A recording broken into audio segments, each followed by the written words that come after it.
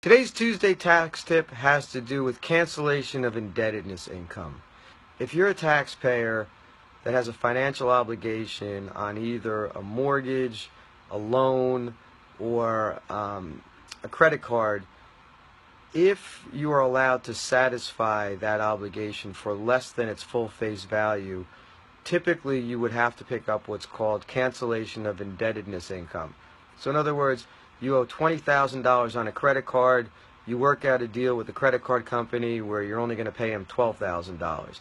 The $8,000 that you did not have to pay would typically have to be picked up as income. The way that this income would be reported is the credit card company would send you a Form 1099-C, cancellation of indebtedness income, and then this money would be picked up on your tax return. Now, there are some exceptions to having to pick this money up on your tax return. The exceptions have to do with certain forms of bankruptcy. If you're insolvent, in other words, if your liabilities are more than what your assets are. If you're dealing with a loan or a mortgage, there are certain exceptions to picking that money up as income as well.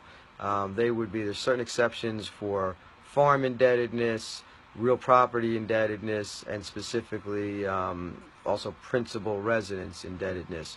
So if you have any of these situations that occur, either the real estate exceptions, farm exception, or the bankruptcy or insolvency, you may be able to exclude the money from the 1099-C on your income tax return, because once you get a 1099-C, you do have to deal with it in one form or another, because it means if you received it, the IRS also received it. So you have to either pick it up on your return or have a valid reason not to.